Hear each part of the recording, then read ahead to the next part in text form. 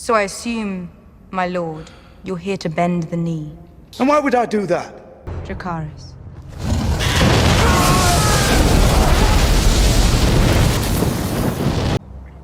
Bend the knee and join me. Together, we will leave the world a better place than we found it.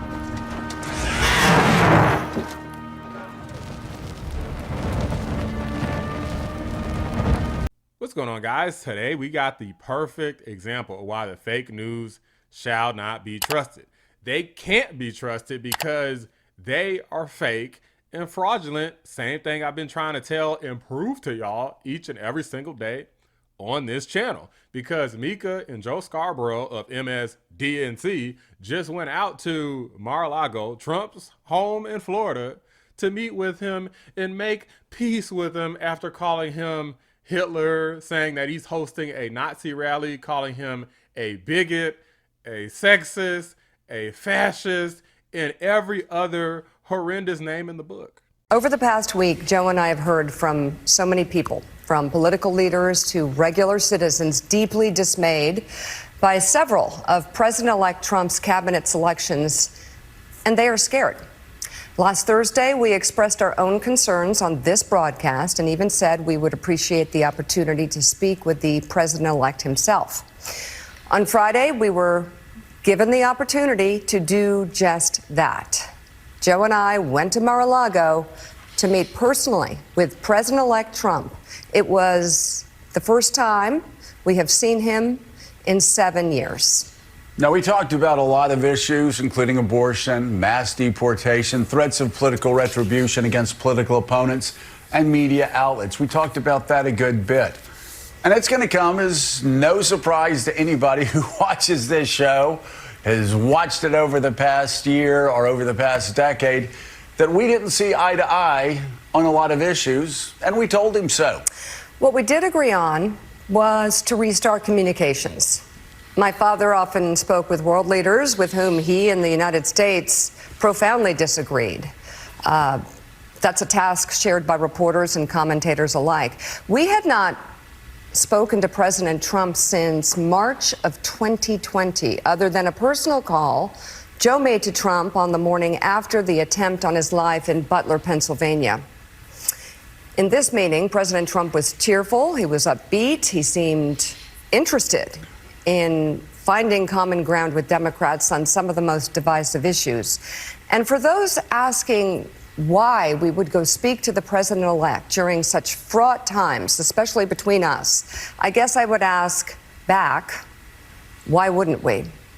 5 years of political warfare has deeply divided Washington and the country. We have been as clear as we know how in expressing our deep concerns about President Trump's actions and words in the coarsening of public debate. But for nearly 80 million Americans, election denialism, public trials, and January 6th were not as important as the issues that moved them to send Donald Trump back to the White House with their vote. Joe and I realized it's time to do something different. And that starts with not only talking about Donald Trump, but also talking with him. Now, you saw the intro. I got my Game of Thrones shirt on today, okay? You saw Khaleesi in the intro making them bend the knee, kiss that ring, get on your hands and knees and beg for mercy.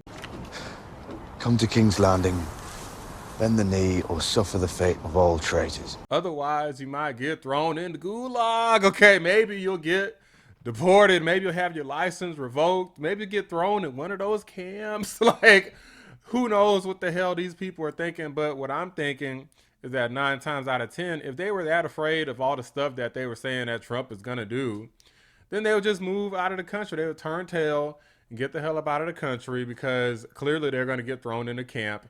They're going to get deported. They're going to get gassed to death or something, since he's Hitler, and that's what Hitler did, is gas Jews, and why wouldn't he gas you, right? But obviously they don't think that would happen. Why the hell would you go into Hitler's house?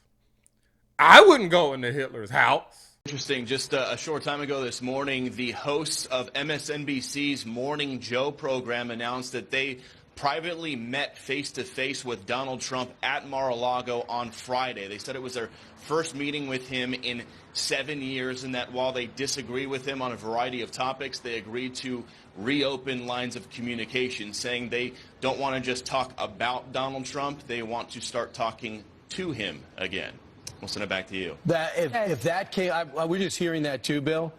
That is probably the most magnanimous thing any individual in America has done in a long time. After they called him every name under the sun. For 3 years, they called him fascist, Hitler. Yep. Every day, at every panel, there was nobody even to say, ever since Harold Ford left that building, there was not one person saying anything nice about Trump. And for him to take that, was it breakfast?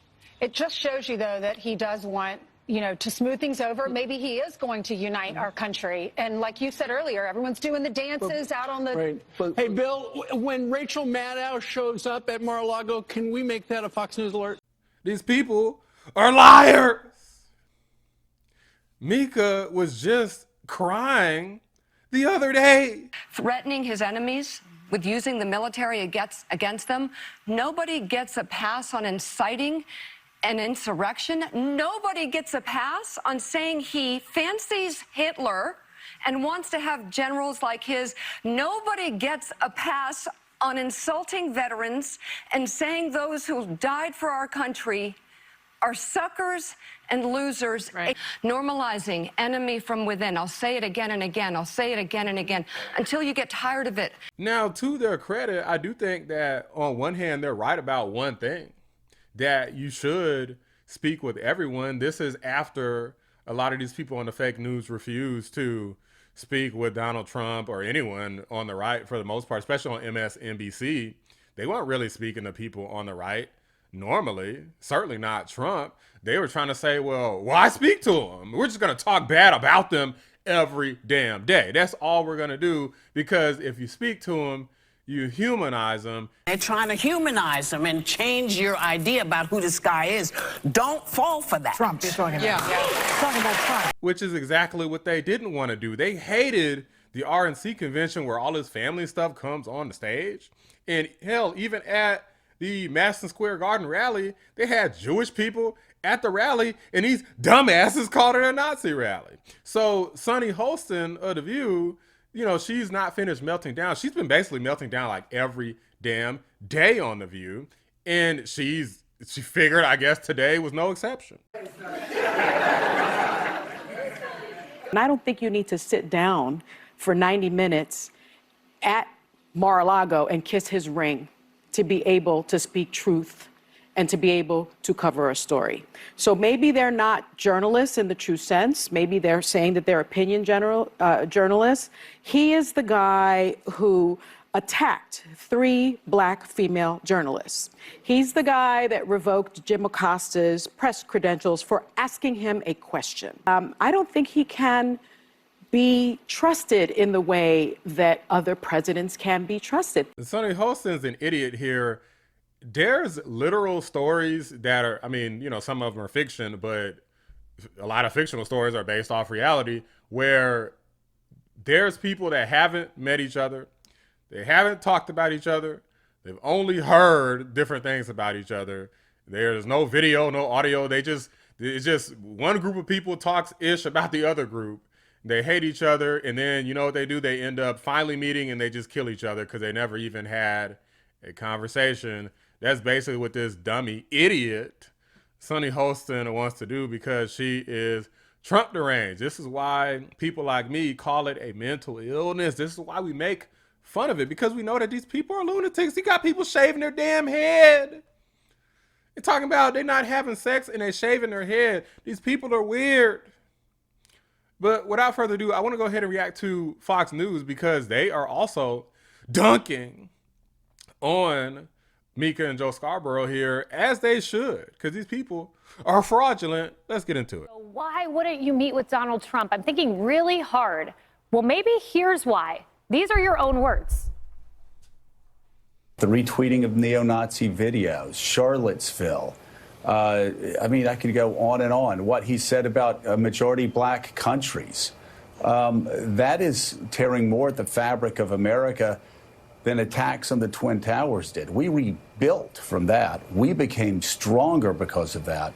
But this seems to me a far graver threat to the idea of America. If Republicans continue this line of thinking, if they continue their support for Donald Trump, they needn't fool themselves. A second Trump administration would destroy the Department of Justice, would destroy the FBI. This is not a reach. I could go back and talk about Nazi Germany, and I'd do it without any I will say real quick, I mean, that is kind of what I want. I mean, first off, you got to rebuild at least the Department of Justice, and the FBI is just straight up corrupt, so F them. Concerns whatsoever. And if people can't start drawing the parallels, well, you're just stupid, or you have your head in the sand, or you're one of them. When you look at a Republican nominee, a potential Republican nominee that's talking about terminating the Constitution, he said, false. Terminate the Constitution, arrest political opponents using the Justice Department,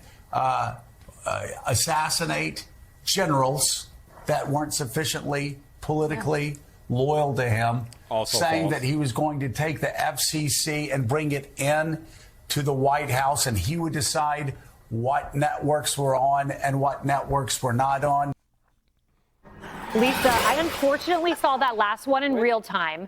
He literally said Donald Trump would assassinate generals and use SEAL Team 6. And now you're going to go meet with him? Sorry, you're both phonies. Haley, I can't get over this story, right? I don't think any of us can. It's like, how does this call go, right? Like, oh, hey, Don. Okay, so I'm sorry I called you a Nazi for years and like Hitler. But you want to grab coffee, maybe lunch, you know, like at your house. Yeah, but please don't take me to the gas chamber, please, sir. We just want to have a meeting. Would you trust the guy who just won the House, the Senate, the presidency, and had immunity, and has Supreme Court on his side, and then go to their house if he thought that they were Hitler and that his supporters were Nazis? Really? Yeah, like how does like, and it's like funny because it's so ridiculous and it's so shameless and it's so debasing and so disgusting on their part. But they also created this environment where Donald Trump almost got killed. Yeah. Right. And even back in October, Mika Brzezinski said that the Madison Square Garden was a white nationalist Nazi type rally. And they're feeling it now. But I just don't understand where they are going to go forward and not admit that they lied. Because if they really thought he was a fascist, a Nazi, and he was getting at Trump supporters with those comments about MSNBC or MSG, the Madison Square Garden crowd, calling supporters Nazis and so on and so forth. Look, they have to admit they lied before they can go forth. Like, I'll never believe another word that they say. And by the way, that's more MSNBC, those clips we showed, than I've seen in years. I mean, that was a lot of material. I don't, you know, I try not to have that much of it in my system. I think I might be allergic to it. That's good for your mental health, so that's probably a wise decision. I'm sure they're nice people, but they lied. John, you know, the fact that Trump took this meeting, Brooke Singman at Fox News Digital reached out, got some comments from him, and I found them to be fascinating. So for someone who's a fascist and all of these things, he said, I'm not looking for retribution, grandstanding, or to destroy people who treated me unfairly. He thinks it's vital to have a free, fair, and open media, and he has an obligation to talk to those, even those who mistreated him badly. I wish I could have seen him opening the front door and say, what, you couldn't find Mao and Stalin? They were busy? You're here to see Hitler? But, oh my goodness. But no, I can't believe he let people in his house. Think about if people were calling you Hitler or Stalin or Mao. For real, I mean, this dude nearly died. Let's not forget that, because of all the trash talk that they've been doing about him. So there ain't no way in hell they come anywhere near my damn doorstep. I have my dang firearm ready. This is a ploy to try to get an interview and ratings. Yeah, look, I think that this speaks more to the magnanimous quality of Donald Trump's character, and all it does is reinforce the hubris of these individuals on the left of your screen. I find them reprehensible professionally, and the fact that he can forgive those and invite them to his home, not just for an interview, but invite them to his home and extend an olive branch and say, let me listen to you, and I'd like you to listen to me.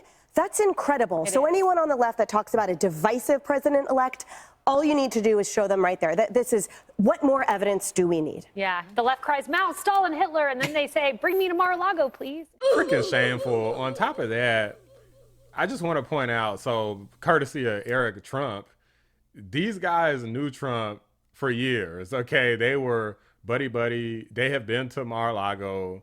Okay, like these people, bear in mind, these people are old. So they're not young, they're old. So it's not like they're some 20, 30-year-olds. These people are old, and they've had plenty of communication with Trump, had worked with him before. They let the whole political situation in their careers, because at MSDNC, your task is to be a Trump deranged radical leftist. So they let this totally get to their head, and is completely disgusting. This is the same media that we as a family knew so well. You see Joe and Mika on MSNBC every single morning, and they're trashing him every morning. I mean, they used to spend half the weekends at Mar-a-Lago. They were there all the time with my father, right? This is Oprah.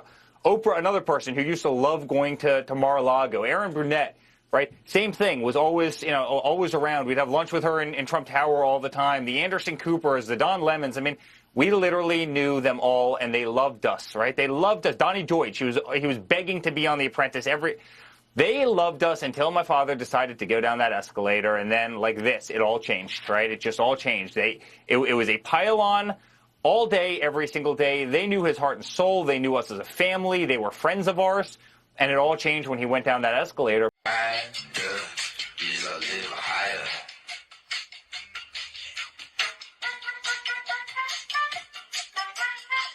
Did you get a lot of sleep last night? Well, I got woken up. But By what? Well, Donald wanted me to see the CPAC speech. I was skeptical, but I pulled it up on the internet. Yeah. It was pretty good. Pretty good. It was pretty good. Mark, Joining us on the phone right now, Donald Trump. Good morning, Donald. Mika, what do you mean pretty good? You know you loved it. Wow. Trump, you're naughty.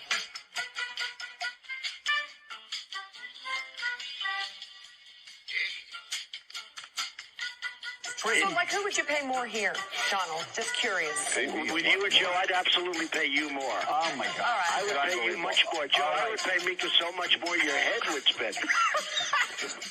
Donald, do you have a TV? Are you watching us right now? Yes, I am. I always watch you, only because of you. Okay, wow. So, wow.